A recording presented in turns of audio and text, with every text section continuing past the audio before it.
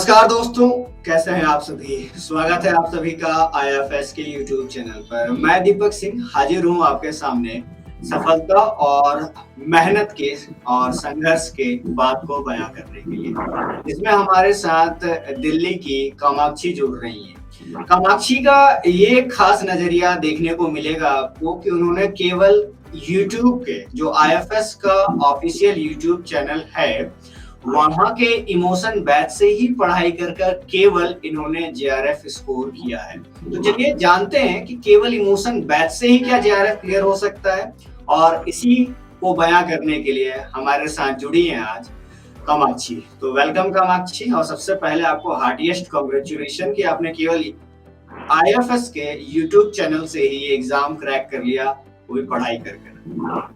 Thank you sir for कैसा महसूस है कि एकदम YouTube से पढ़ा और उसके बाद फिर हो गया और जेआरएफ हो गया, रैंक भी सही आ गई है। सर इनिशियली तो मुझे बिलीव ही नहीं हो रहा था कि मेरा क्वालिफाई हो गया है, बट ये सबके हालात यही होते हैं कि बस किसी तरीके से हो जाए। शुरू में कभी कभी लगता है कि नहीं हो रहा है, डर लग रहा है, बस हम जो मेहनत करते हैं वो किसी तरीके से हो जाए। तो चलिए आपके शुरुआत करते हैं प्रिपरेशन के दौरान की बात। तो सबसे पहले आप ये बता दीजिए, अपना इंट्रोडक्शन दीजिए, बीएससी एमएससी कहाँ से किया, किस ईयर में पास आउट किया, ये सारी बातों को कंटिन्यू कीजिए। तो सर मैंने अपना जो मास्टर ग्रेजुएशन है वो दिल्ली यूनिवर्सिटी से किया था इन 2017 in botany honours. Then after मेरा जो पोस्ट ग्रेजुएशन है वो सेंट्रल यूनिवर्सिटी ऑफ हरियाणा से है, जो मैंने कंप्लीट किया 2019 में। और उसके बाद मैंने बहुत एक लंबा गैप लिया है, और अभी 2023 में मेरा सीएसआई क्वालिफाई हुआ है। तो ये जो गैप थे तो फिर ये जो आपने गैप रखा, और उसके बाद सबसे पहले ये बताइए कि फिर दिल्ली यूनिवर्सिटी छोड़कर हरियाणा के सेंट्रल यूनिवर्सिटी जाने का कैसे प्लान बन गया? तो मैंने एग्जाम दिया था, जो दिल्ली यूनिवर्सिटी मास्टर्स लेवल के एग्जाम होते हैं, बट वो क्वालिफाई हुआ ही नहीं। But at the same time जो मैंने सेंट्रल यूनिवर्सिटी के भी एग्जाम दिए थे तो क्वालिफाई हो गया। तो फिर मेरे जो नियरेस्ट था वो यही था, तो मैंने यहीं पे ज्वाइन कर लिया। ठीक है, चलिए। और उसके बाद फिर 2019 में आपने एमएससी के सब्जेक्ट से किया है? बायोकेमिस्ट्री से किया है। और उसके बाद फिर 19 के बाद सीधा हम 2023 में सीएसआर क्वालिफाई कर रहे हैं। तो बीच में 20, 21, 23 ये ईयर आपने क्या किया और कितना गैप छोड़ा, क्यों छोड़ा और किस लिए छोड़ा, ये सब थोड़ा ब्रीफ करिए जरा, फिर हम सीएसआर पर आते हैं। तो मतलब 2020 में मैंने एक प्रोजेक्ट ज्वाइन कर लिया था आइजर में। उसके बाद मैंने वहाँ पे 1.3 इयर्स काम किया। देन आफ्टर मैंने एक और प्रोजेक्ट ज्वाइन किया central university of Haryana Rajasthan में। वहाँ पे मैंने अराउंड 6 मंथ काम किया। तो उस टाइम मुझे लगा कि नाउ इट्स अ टाइम कि हाँ मैं ये प्रेशर या फिर ये जितना भी, मतलब मुझे रिसर्च बहुत अच्छा लगता है, तो मैंने कभी दूसरे फील्ड में स्विच करने का भी नहीं सोचा। मेरे बहुत सारे लोगों ने मुझे सजेस्ट किया कि ठीक है अब नहीं हो रहा है तो स्विच कर लो, बट लेकिन नहीं, मुझे यही करना था। तो मैं रोकता हूँ यहाँ थोड़ा आपको। ये जरा बताइए कि फिर आपने कहा कि आपको रिसर्च में इंटरेस्ट था, फिर इतना गैप क्यों दे दिया? सीधा सीधा सीएसआर का प्रिपरेशन करना था, जेआरएफ निकालना था, पीएचडी ज्वाइन करना था और फिर लग जाना था आपके पैशन को फॉलो करने के लिए रिसर्च में। तो फिर ये 3 साल का गैप और उसके बाद फिर सीएसआर, इसको थोड़ा बताएंगे क्या? यस सर, इनिशियली मुझे लगता था कि शायद मैं नहीं कर पाऊंगी, मैं एक बहुत ही शाय स्टूडेंट थी। ये क्यों लगता था इनिशियली? अब कैसे लगने लग गया? क्योंकि फिर मैं ना बहुत रिजर्व और मतलब बहुत रिस्ट्रिक्टेड, बहुत बच्चे होते हैं जो शायद इतना ओपन अप नहीं हो पाता है, तो मुझे लगता था कि शायद नहीं हो पाएगा मुझसे। तो मैंने इसलिए अपने आप को एक ट्राई दिया। मैंने सोचा चलो। ये ट्राई बड़ा लंबा रहा नहीं? आपको नहीं लगा ऐसा कि ये ट्राई 3 साल का हो गया? उसका फिर इस समय क्योंकि एज भी चली गई, लेकिन ठीक है, अपने पैशन को फॉलो करना है तो आपने एक परफेक्टली अपने आप को समझा, आपको पता चला कि मुझे क्या करना है। कई बार यही होता है कि हम भागते भागते हर कुछ तो कर लेते हैं, लेकिन पता ही नहीं होता कि हम ये क्यों कर रहे हैं। लेकिन आपने अपने आप को पॉज दिया और आपने एक बहुत ही अच्छा डिसीजन लिया कि फाइनली अब मुझे इंटरेस्ट आ रहा है, तो मैं डेफिनेटली सीएसआर की तरफ जाना चाहूंगी। तो सीएसआर का पता कहाँ से चला और कब चला था? एग्जैक्ट वो टर्निंग पॉइंट क्या था? तब मतलब लाइक 2019 में मुझे पता था एग्जाम होता है सीएसआर। कहाँ से चला था ये बताइए? कि मेरे जो फेलोमेट थे उन्होंने दिया था, तो उन्हीं के साथ मुझे भी पता चला। मैंने वो तब अटेम्प्ट किया भी था, बट वो नहीं हुआ मेरा क्लियर। तो मुझे मतलब मेरा जो पहला अटेम्प्ट था वो ही नहीं हुआ, तो मेरे दिमाग में बहुत नेगेटिव थॉट्स भी आने लगे थे कि ये तो शायद मेरे से होगा ही नहीं।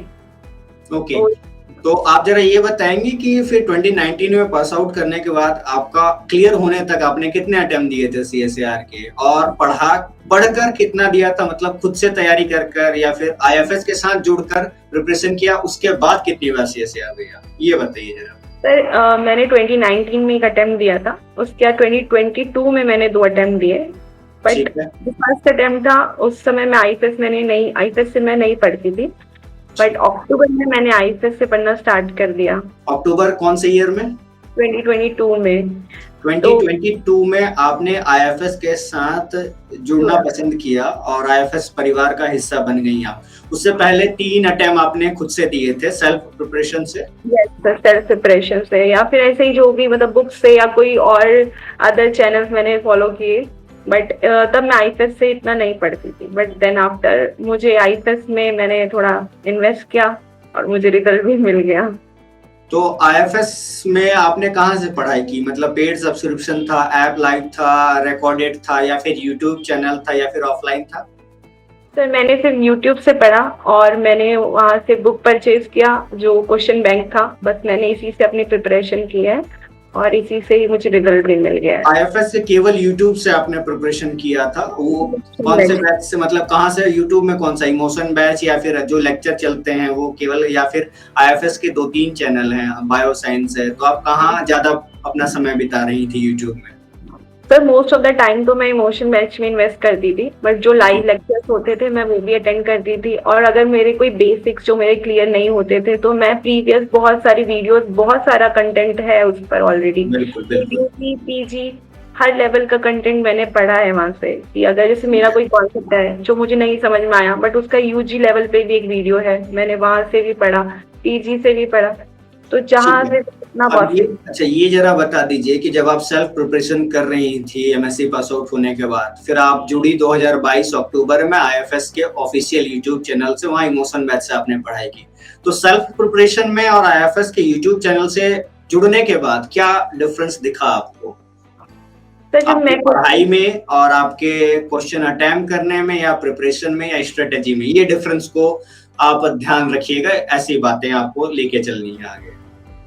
तो सर जब मैं खुद से प्रिपेयर कर रही थी तो मैं सिर्फ नोट्स बनाती थी और कोई क्वेश्चन सॉल्व नहीं करती थी, तो मैं मॉक भी नहीं देती थी, और मुझे बस ये था कि जो बुक में लिखा होता मैं वो समझती थी, बट उससे ज्यादा मैंने कभी वो नॉलेज को कहीं अप्लाई करके ही नहीं देखा।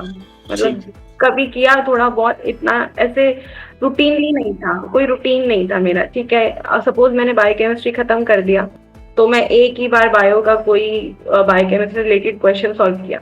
बट जब मैंने आईएफएस ज्वाइन किया तो जो केसी सर है, मतलब मुझे उनके काफी जो सजेशन देते हैं, जो टिप्स वो ड्यूरिंग द सेशन देते हैं, और मतलब जो उनका सेशन पूरा अटेंड करता है, आई गेस उन लोगों को पता होगा कि वो बहुत सारे टिप्स देते हैं।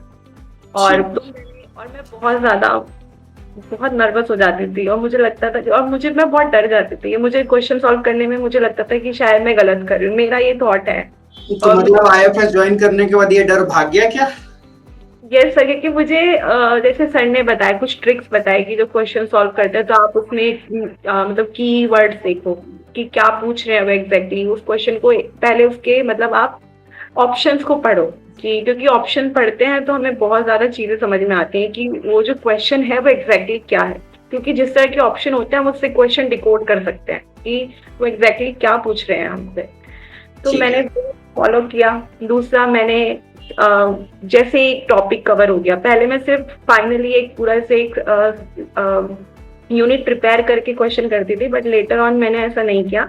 मैंने एक यूनिट पढ़ा, जैसे मैंने आज उस यूनिट का एक छोटा सा पार्ट पढ़ा, प्रोटीन पढ़ा, तो उससे रिलेटेड मैंने क्वेश्चन किए, तो मैं बाद में करने लगी। अब ये एक और सवाल है, अब थोड़ा आपके निजी जीवन की तरफ चलते हैं, फिर हम वापस से आएंगे सीएसआर की तरफ। तो सबसे पहले ये बताइए कि फैमिली में कौन कौन है और फैमिली में वो करते क्या क्या है? सर मेरे जो फादर है वो अकाउंटेंट है, प्राइवेट जॉब करते हैं। मेरी जो मदर है वो हाउसवाइफ है, और मेरे मतलब मेरे दो भाई और बहन है, जो मेरा दोनों बड़े हैं मुझसे। तो जो मेरे भैया है वो जॉब करते हैं प्राइवेट, और जो मेरी सिस्टर है वो टीचिंग करते हैं गवर्नमेंट स्कूल में। तो और आपके ऊपर ऐसा कुछ प्रेशर नहीं था कि तुम भी एमएससी पास आउट हो जाओ और तुम भी जॉब कर लो, सेटल हो जाओ और फिर जो करना है करते रहना?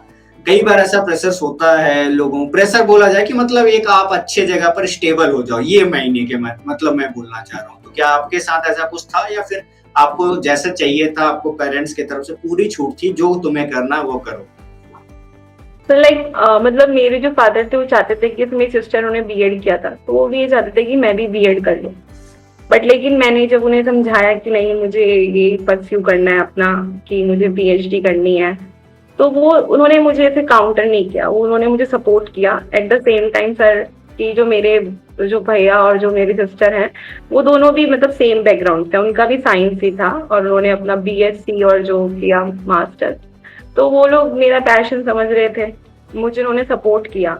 बट लेकिन एक होता है ना, मतलब जो मैंने फेस किया, मैं आपको बताती हूँ एग्जैक्टली। मुझे कोई उनकी तरफ से प्रेशर नहीं था, बट मैं वो तो खुद समझ आ रही है बातें, करती बिल्कुल। थी कि मैं कुछ नहीं करती हूँ। मुझे खुद से ही लगता था कि मेरा तो कुछ हो ही नहीं रहा है, मैं तो खाली बैठी हूँ। बट लेकिन ये बहुत नेगेटिव थॉट्स मेरे को आए हैं, और जी, और शायद मेरे से बहुत सारे स्टूडेंट होंगे जो खुद को जज करते हैं, शायद उनके सपोर्ट इन्वायरमेंट बहुत सपोर्टिंग होता है, मेरा तो है सर।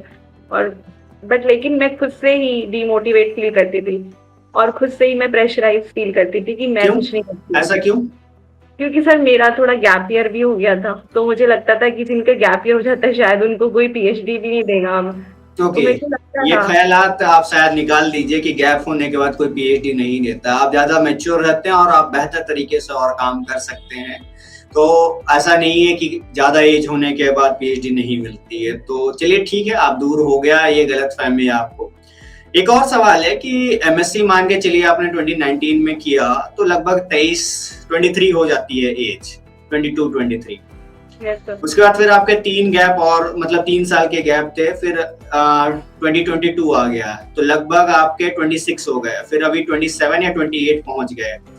तो कई बार मैंने ऐसा सुना स्टूडेंट से कि लड़कियों के ऊपर थोड़ा शादी का प्रेशर होता है। क्या आपके तरफ भी ऐसा कुछ था या घर वालों ने बोला कि शादी के लिए कुछ था बात कि हाँ अब देखना शुरू करते हैं, या ऐसे कुछ बातें थी?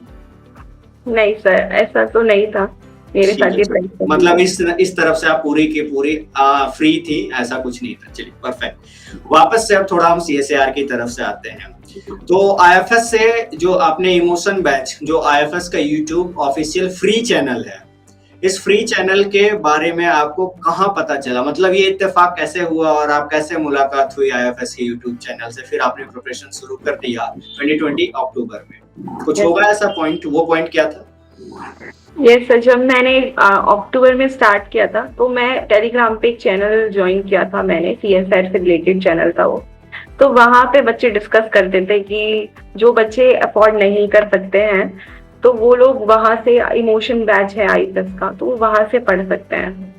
तो मैंने भी देखा हो कि एग्जैक्टली क्या है, मैं भी देखती हूँ। तो मैंने जब वो देखा तो मुझे वो काफी इंटरेस्टिंग लगा कि हाँ, तो मेरा कोई ऐसा गोल नहीं था कि मुझे प्रिपरेशन करना है अभी, या क्योंकि मेरे दिमाग में था कि शायद क्योंकि बहुत होता है ना ऐसा कि कोचिंग से ही होगा अब तो क्लियर, ये इतना गैप आ गया तो आपकी नॉलेज भी मतलब कहीं ना कहीं आप पीछे हट रहे हो, नई नई एडवांस चीजें आ रही हैं। बट लेकिन मैंने जब वहां से पढ़ा तो मुझे ऐसा कुछ लगा नहीं। मुझे ये लगा कि अगर चीजें एडवांस लेवल पे पूछी जा रही हैं तो आईएफएस का कंटेंट भी बहुत एडवांस लेवल पे है ऑलरेडी।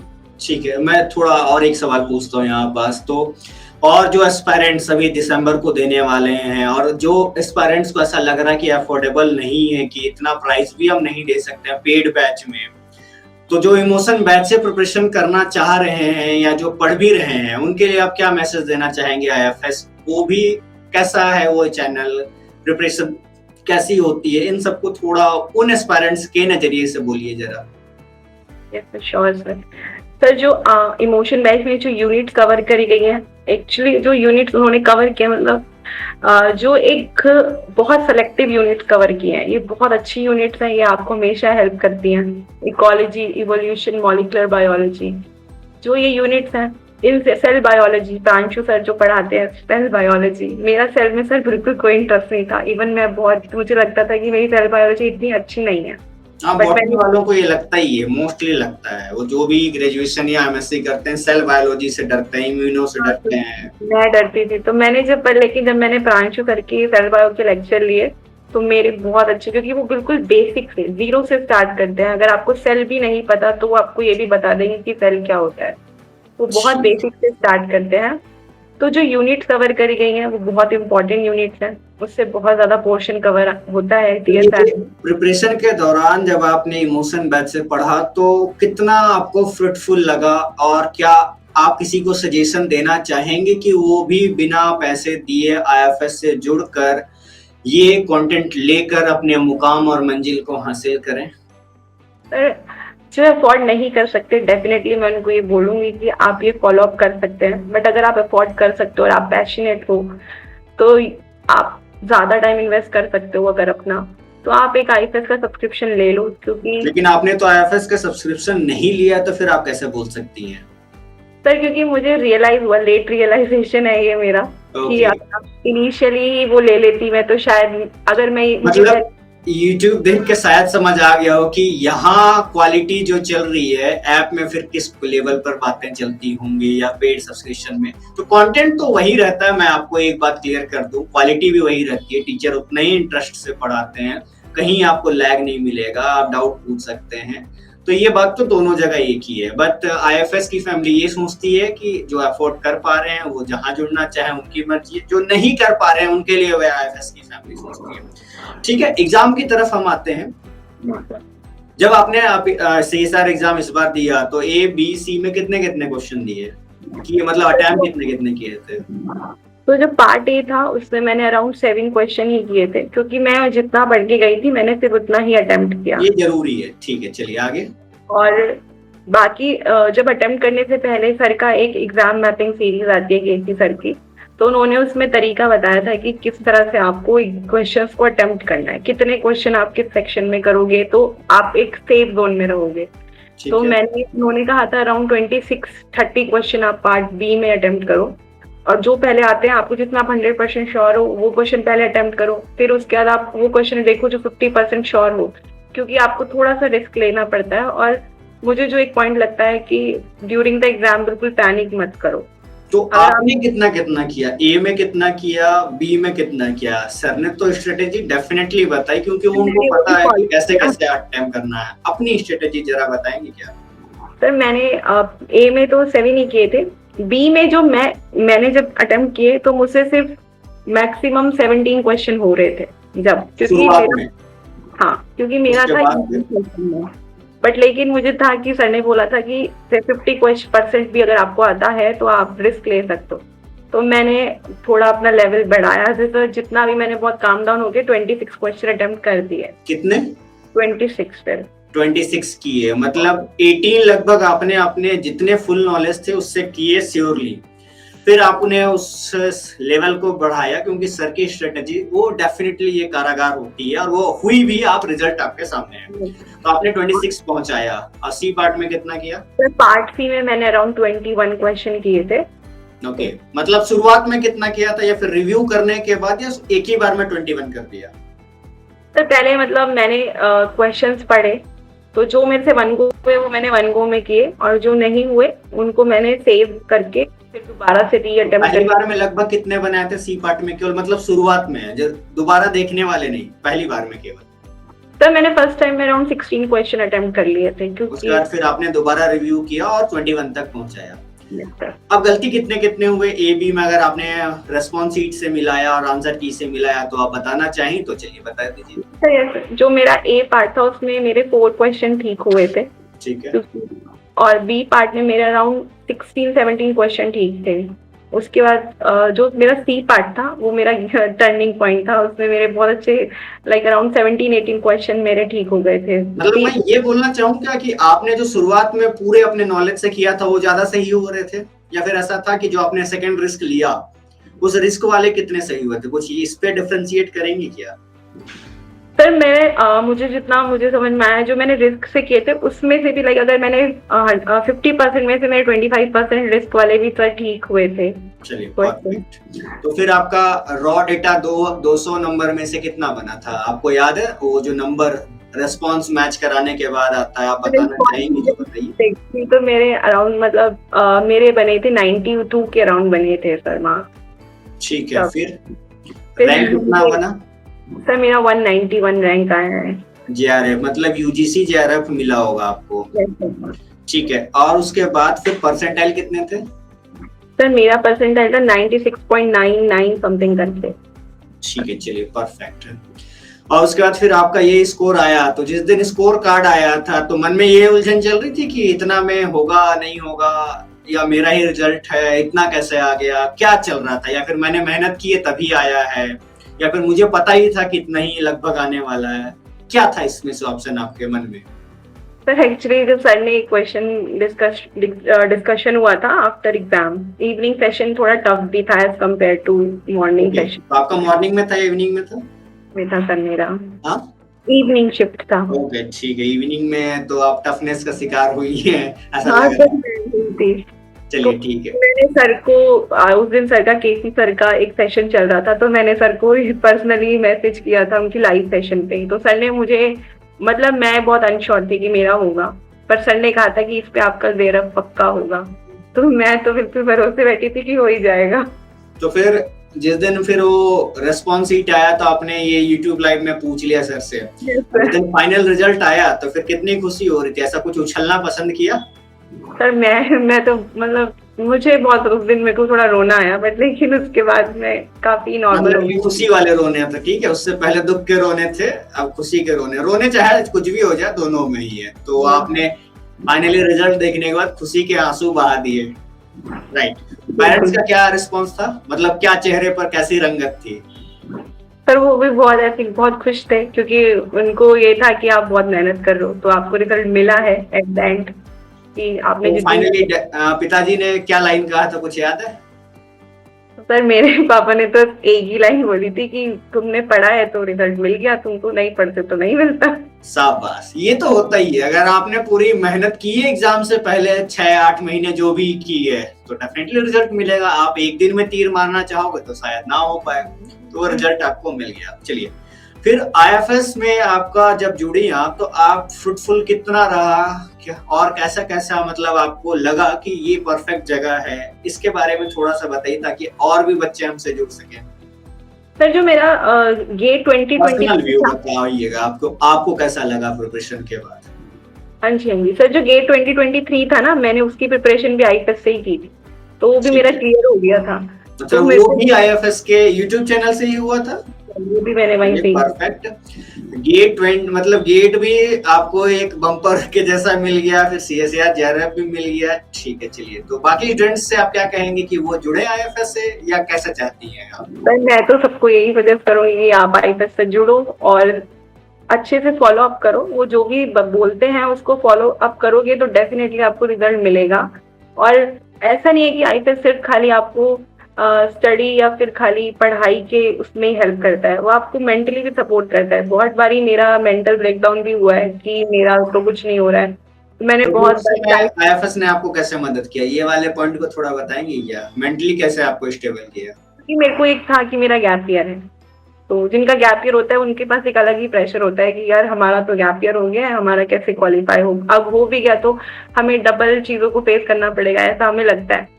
तो जो भी लाइव सेशन होते थे मैं इंटरेक्ट करती थी सर से, किसी से भी, कोई मैम, मिताली मैम होती थी, प्रियांशु सर है, मैं उनको लाइव सेशन में मैसेज करती थी कि सर गैप ईयर आ गया है ये वो। तो वो लोग हमेशा बोलते थे कि गैप ईयर से कुछ नहीं होता है, मास्टर्स तक आपका एक एज लिमिट होता है, बट पीएचडी कोई एज लिमिट नहीं है। अगर आप पैशनेट हो तो अपने पैशन को फॉलो करो। तो उन्होंने मुझे मतलब वो आपके साथ एक फ्रेंड की तरह भी आपको ट्रीट कर सकते हैं, गाइड भी है, वो फ्रेंड भी है आपके। बट ये है कि आप एक्सप्रेसिव होने चाहिए। बहुत सारे बच्चे होते हैं मेरे जैसे जो एक्सप्रेसिव नहीं है इनिशियली, बट लेकिन अगर आप किसी पे ट्रस्ट करोगे तो डेफिनेटली आपको रिजल्ट मिलेगा, इंस्टेड ऑफ गोइंग इधर उधर कि इस चैनल को देखो। और ये जरा बताइए कि केवल आपने इमोशन बैच से ही पढ़कर पढ़ाई की, रिवीजन किया, क्वेश्चन प्रैक्टिस किया, फिर या उसमें भी आप अपने आप ऐड कर रही थी कुछ?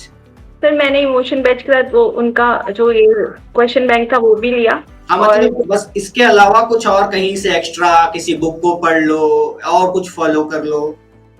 तो अगर कोई बुक जैसे सर बोलते थे अगर आपने किया क्या, ये मैंने बोलिए वही पहले। फॉलो किया सर, जो ये था कि जैसे एक बार ही सर ने जो बहुत पुराने कोई लेक्चर्स थे उनके, उसमें उन्होंने बोला था कि अगर आपको लगता है कि ये आपको फुलफिल नहीं लग रहा है ये कंटेंट, तो आप कोई स्टैंडर्ड बुक पढ़ के देखो। बट मेरे को रियलाइज हुआ कि स्टैंडर्ड बुक में बहुत कंटेंट है, वो आप कवर अप नहीं कर सकते। तो बट आपने लेकिन किया या नहीं किया ये भी बताइए। मैंने नहीं किया, मैंने मतलब आप प्यार यही करके कहना है ना कि देखा था। इमोशन काफी है आपके इमोशन को सीएसएआर में बयां करने के लिए, और उस इमोशन से सीएसएआर का इमोशन क्लियर हो जाएगा। हाँ, बट आपको बहुत ही पेशेंस और ट्रस्ट करना होगा ड्यूरिंग वो द तो प्रोसेस। जरूरी है, हर किसी में जरूरी है, डेफिनेटली। चलिए परफेक्ट। तो दोस्तों ये रही कहानी कि आप आईएफएस के यूट्यूब से जुड़ सकते हैं। तो कामाक्षी ने भी सोचा कि हम जुड़ लेते हैं, तो आपने कामाक्षी ऐसा नहीं सोचा कि फिर हम जुड़ जाते हैं आईएफएस के पेड वाले बैच से, या फिर आपने वहीं से पढ़ना ही पसंद किया था?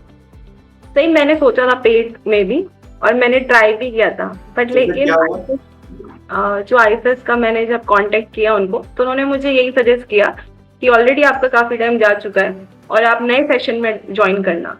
क्योंकि मतलब मेरा बहुत लेट हो गया था, मैंने मार्च में सोचा था कि चलो इतना अच्छा कंटेंट है तो मैं ज्वाइन कर लेती हूँ। बट लेकिन नहीं, उन्होंने मुझे सजेस्ट किया कि अभी आप अगर यूट्यूब सेशन से ही पढ़ रहे हो तो वहीं से ही पढ़ो, आप ये बुक्स वगैरह मंगा सकते हो। तो मैंने वो चीज करी और मुझे उससे भी बहुत बेनिफिट हुआ। मतलब मुझे एक जो सबसे अच्छा लगा कि दे आर नॉट लाइक कि तुम खरीदो या ले लो हमारा सब्सक्रिप्शन। दे आर लाइक कि अगर आप अभी, उनको वैल्यू थी शायद में, मतलब उनको भी पता है कि एक स्टूडेंट का इतने अफोर्ड नहीं कर पाता या जो कर भी सकता है, तो उन्होंने मुझे ये नहीं कि इंटेंशनली कि नहीं तुम ज्वाइन ही करो, उन्होंने मुझे जो बेस्ट सजेशन था वो दिया और मैंने वो फॉलो किया। चलिए परफेक्ट। तो ये रही दोस्तों कामाक्षी की कहानी, दिल्ली वाली कामाक्षी जिन्होंने इमोशन बैच से यूट्यूब में पढ़ाई करके जेआरएफ को अपने काबू में कर लिया, या ऐसा बोला जाए कि जेआरएफ को अपने हाथ में ले लिया, और फाइनली इनको अपनी मंजिल मिली है। और आईएफएस की पूरी फैमिली की तरफ से यही कामना करता हूं मैं कि ये आगे पीएचडी करे, रिसर्च वर्क करे, अपना नाम, फैमिली का नाम और डेफिनेटली आईएफएस का नाम रोशन करे। Thank you so much Kamakshi. अगर आपको कुछ बोलना है लास्ट में तो आप बोल सकती हैं, अदरवाइज दोस्तों हम यही अपनी बात रोकते हैं, फिर जल्द मुलाकात होगी। तो मैं इतना ही बोलूंगी कि आप अपने ऊपर ट्रस्ट करो और आईएफएस के ऊपर ट्रस्ट करो फॉर श्योर। अगर आप जुड़ोगे तो डेफिनेटली आप कहीं ना कुछ लेकर ही जाओगे यहाँ से, आपकी नॉलेज में कुछ इजाफा ही होगा और कुछ नहीं, कोई लॉस नहीं है, सिर्फ गेन ही है यहाँ पे आप। चलिए, तो ये रही दोस्तों कामाक्षी और आईएफएस की जो रास्ते की सफर थी, और फिर फाइनली रिजल्ट मिल ही गया। तो आईएफएस एक रास्ता है जो आपको आपके मंजिल दैट इज जेआरएफ तक पहुंचा कर रहेगा, और हम कामाक्षी के जैसे बहुत सारे स्टूडेंट्स को भी उनके मंजिल तक पहुंचाते ही रहेंगे। बस आप जुड़िए, आईएफएस का परिवार बनिए और फिर अपने मंजिल को पास देखिए या अपने मंजिल को पाइए और आगे बढ़ते रहिए। आज के लिए हम यही अपनी बात रोकते हैं, जल्दी मुलाकात होगी, तब तक के लिए बहुत बहुत शुक्रिया, मिलते हैं। Thank you so much. Thank you Kamakshi. Thank you sir.